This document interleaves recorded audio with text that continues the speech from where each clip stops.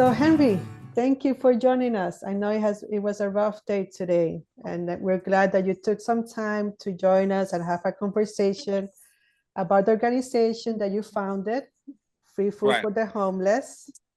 It's just I saw the videos; they were amazing, and I'm glad that you took the first step. right. And with us, we also have Deborah Tomasi. She's the founder of the Feed the Street.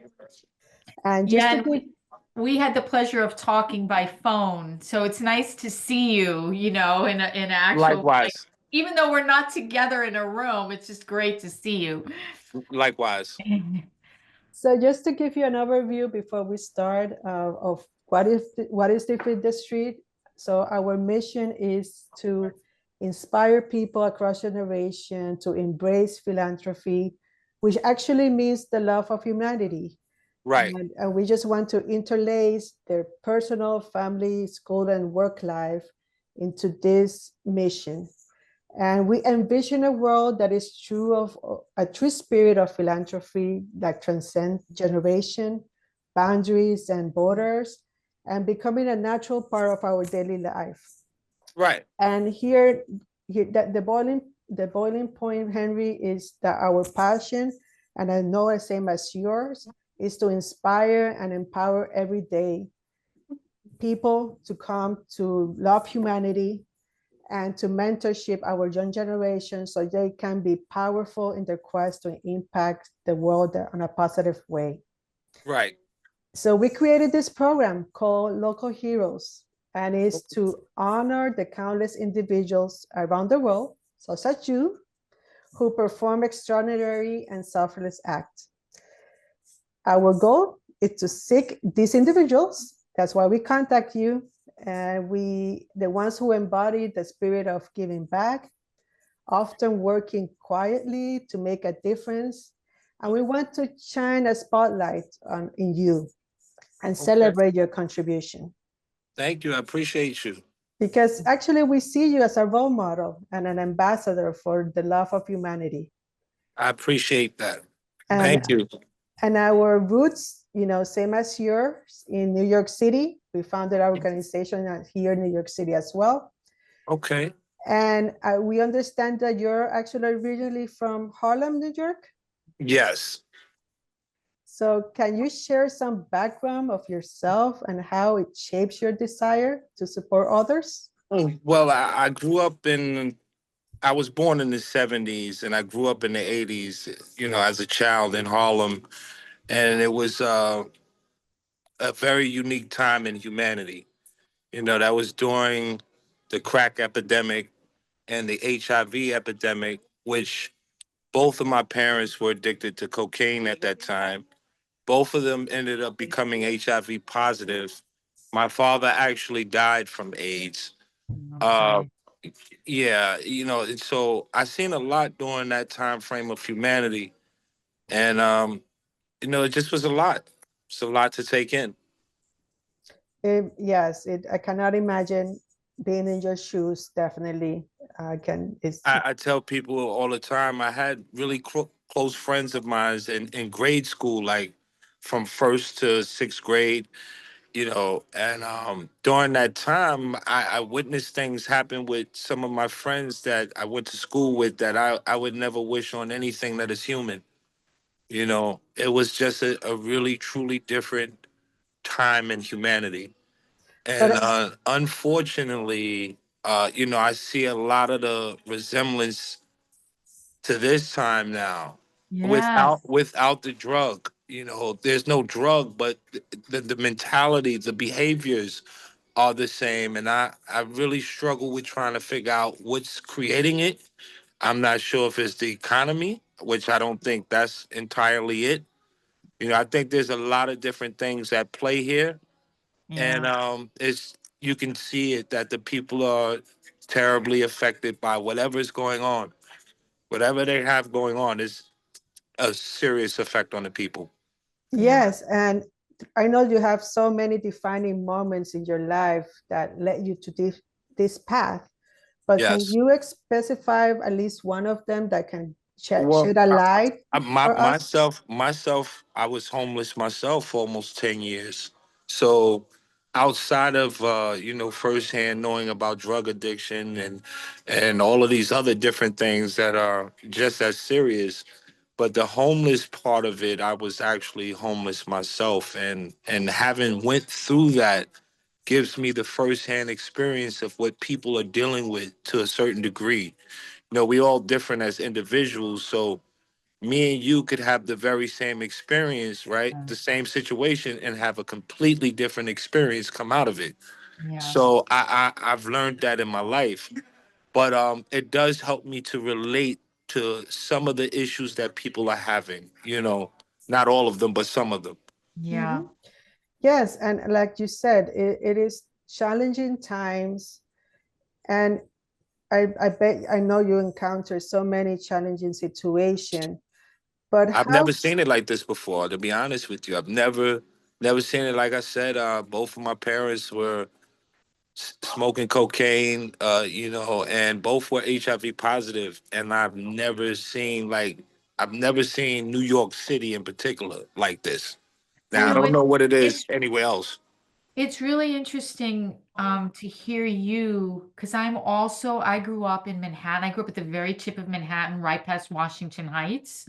Okay. And my husband did as well. My husband was actually in Washington Heights, and I was in Inwood at the very tip of Manhattan. And we spent like most of our adult life there until very recently. And in our efforts to go back to visit or to, to do he sometimes has business there, we see it too. I see Yeah, what it's you terrible. see. It's terrible. Um, It's dangerous. It's literally dangerous, just to be out and about. And yeah, me coming from the walk of life that I come from, and having had some of the experiences that I've had in my life, there are very few things that make me afraid. I do not scare easy. yeah, But looking at the psychological state of the people, it's a really scary thing. yeah, Scary. yeah, I cannot lie to you. yeah. And so amazingly, what keeps you motivated on days when helping others feels like a particularly challenging for you? Because my mother, and I was her only child, so I like to think everybody shares a special bond with their mother, right? That's what I like to think. I'm not sure if that's accurate, but in my case, I was my mother's only child, so I think the bond between me and her was just that much greater.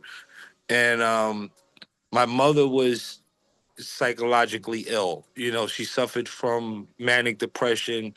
She was bipolar, a bunch of different other things, which makes me sympathize with people in that situation a little bit differently. Because I understand that a lot of times when somebody's suffering like this, it's not their fault. Mhm. Yeah, It's truly, truly not their fault. yeah, And it takes a lot of patience from whoever's dealing with that situation to really be concerned and maintain concern for it. It's just not easy. I understand that because psychiatry is real. I commend anybody who's in that field because it is a truly special field, yeah, especially if you're really helping people the way they need to be helped. I mean, like they my heroes, you know, yeah, Yes, I agree with because you. when somebody is sick here, Hmm. it's man, it's a nightmare. It's a And, nightmare. and also, it's not visual, like people don't see it. Exactly. You don't Yes, it understand is. it until you engage with the Yeah. person and you have some type of, connection that's more than basic. Then you get to see it. But outside of that, you don't even know until it's yeah. in some cases too late. You know, Yes. what you're saying just touches me in a way to kind of remind me that one of our like largest initiatives, and it's going to be developing for a little bit, revolves around youth, and inspiring them to care and to develop like educational curriculum from them from the youngest ages to look around and be engaged. But I feel like youth are suffering from extreme mental health more than ever. But I'm gonna tell you what the particulars are because I have two children, And I think two of the biggest things that's really responsible for the breakdown of the better mental health is the gaming and the social media, the smartphones. 100%. The And social media. it's like with the gaming and the smartphones, I mean, good luck at trying to convince the youth that they cannot deal with that. I know. I That's agree like with telling you. my parents when they were smoking cocaine that they couldn't use cocaine. That's just not possible. Right. And this addiction, unfortunately, when it comes down to smartphones and gaming systems, they're even worse than ingesting cocaine. Yeah. You know, and Yeah. it's sad It brings a because very, yeah. it's like, what platform do we discuss this on where change can really, I do some work in the United Nations, and so I'm around people that I could actually complain about these things too. But Right. not to say that I have not done that, but it's just a very long process before you start to see any change. Yeah. And I understand the particulars behind it. There's a lot of money behind gaming. There's a lot of money behind smartphones, and the money talks, and everything else walks. That's right. That is You know, correct. So so your mother motivates you. Can you share a story about someone else who life you touch? I touch so many people's lives. I mean, I don't know where to begin. I mean, most of the people that I grew up with that are friends of mine, I've had most of these people work with me and given them opportunity to just see how they could just effortlessly be positive by doing positive things. What you do is who you are. So Correct. it doesn't matter what my mother thinks, what I think. It matters what I'm doing. And if I could commit myself to doing good, it'll be hard for my mother to tell me that I'm not good. That I'm Mhm. looking at myself doing good. That's the Yeah. definition of what makes you good. It's not Yeah. how I feel about you or how my mother feels about you. It's what you're actually doing. And Yeah. Yes, so, getting people to understand that real simplicity is very hard. It is hard. It's very hard. It's a very simple thing, but to understand it and to live it out is very difficult. It's not easy. I have seen videos that you are with your son, I believe, doing the service. How has your involvement in helping others have changed you as a person and your son? Maybe you can enlighten about that. I mean, to the short and narrow of that is, had I not committed my life to what it is that I'm doing, I don't believe I would be alive today. So I think it transformed me into something completely different than what I was. In fact, I'm sure of it, because if I even accidentally do something wrong, it affects me in a way that once upon a time I would not have had that feeling. Mm. So I understand that there's been a serious spiritual change inside of me. Not everybody gets to experience that. I'm thankful that the powers that be have allowed me to make that kind of change in my life. I have a lot of friends and family members that I never seen them get the opportunity to change for the better. So I'm Yes. thankful. I'm thankful. And what is your hope in this change for your for your son? I hope that I can inspire other human beings to be better and do better through my Yes. own actions. And Yeah. I tell people while I'm in the public right now, I'm always promoting what it is that I do very loudly and right out it up in your face with it, because I believe that I'm gonna find the person who can make real change. It's not necessarily me, but my job Yes. is to find the person who can. That's good. That's true. Again, shining the spotlight of people that are quietly doing great things. And free food for the homeless. Yes. What is your mission for this year particularly? Well, my mission for this year and until I take my last breath is to connect human beings, the top to the bottom, the right to the wrong, the good to the bad, and any other title that fits into humanity. I believe that in order for the bad to ever have a chance of being good, they have to connect with the good. It is a necessity. The bad can go to Harvard. They'll just be really smart bad people. That's it. Yeah. So that the only option for the bad to become good is to connect with the good. Yeah, can you share with us a little bit of like the logistics of what you do day to day? Well, it depends on how many people I would have at that point that's willing to help me, how much food I have at my resource. Because some days I get food rescues from another organization that I've partnered with. Their name is RAERI, and their primary function is to do food rescue. So, Okay. and my primary function is to deliver it to the people who need it the most. So it's like a match made in heaven. And That is, which organizations do that for you? well, I had quite a few that were doing it for me, initially, but right now the people who are working with me is Rary, as I stated. You spell their organization RAERI.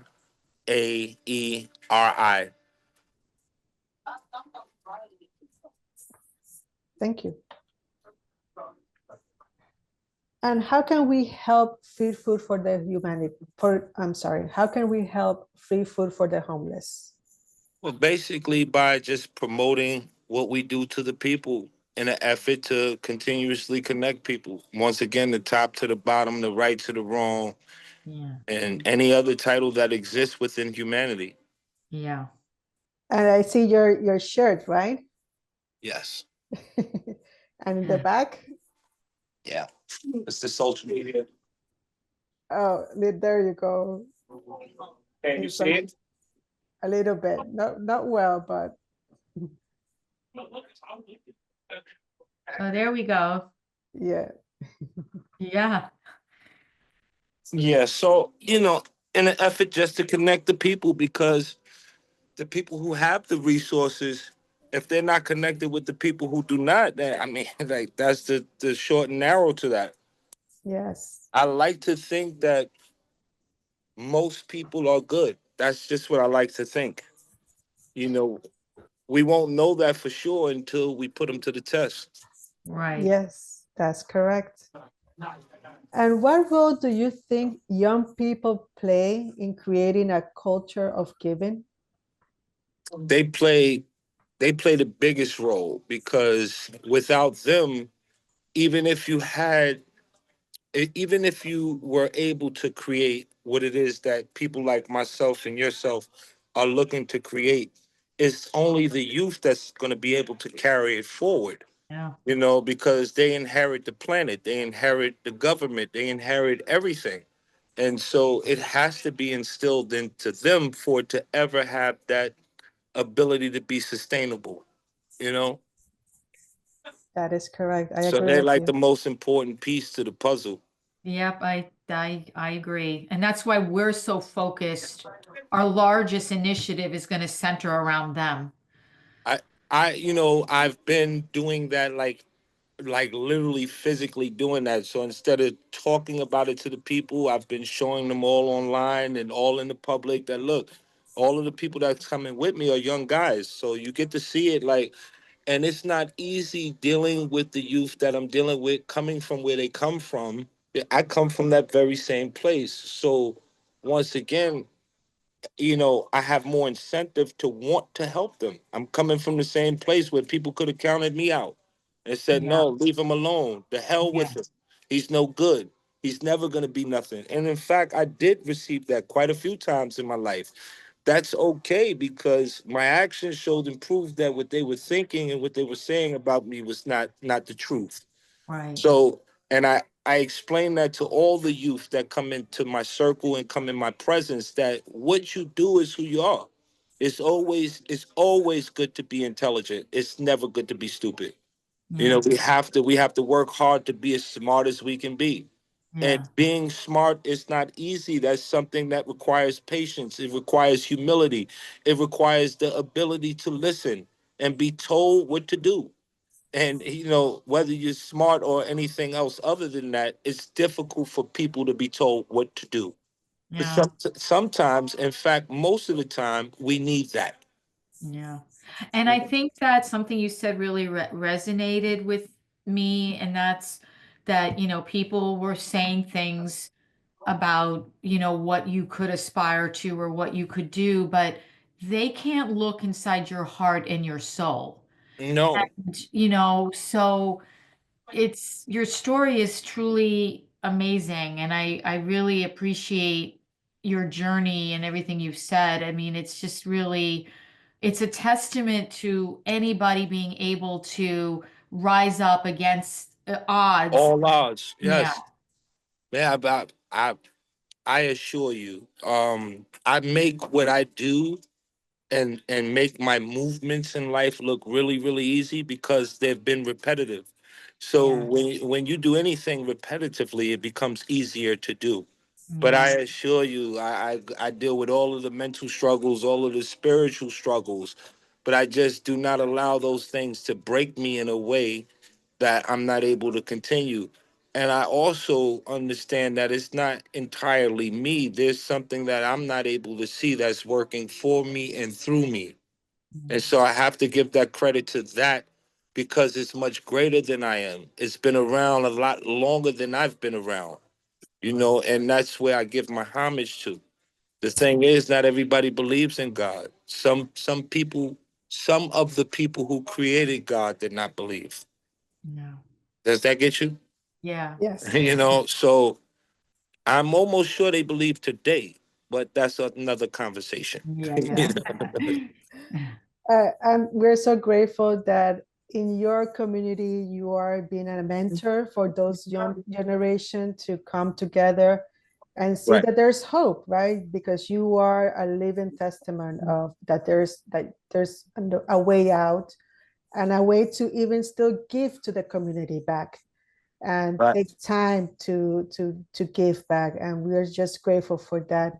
And it was a short conversation, but it was a powerful conversation. And we want to take this moment to express our deepest gratitude for Okay. everything that you do. Thank Thank, you. thank you for Thank sharing you. your story. I know that the work will continue, but every day I know it uplifts people, and that's the goal, right? To give them hope. That's yeah. So, and your kinder spirit, because and your positive thinking. I'm trying to remember the phrase that you gave on the CNN interview. Positive thinking provide positive outcomes, something like that was. Oh, I'm not No, sure. I've said so many things. I will I look. who knows? I Who will knows? look at it because it actually impacted me. Like I I say, didn't. I believe in God, as I said to you. I apologize for cutting you off. So a lot of times there be things flowing through me and that are being said outside of me that's not it don't have nothing to do with me.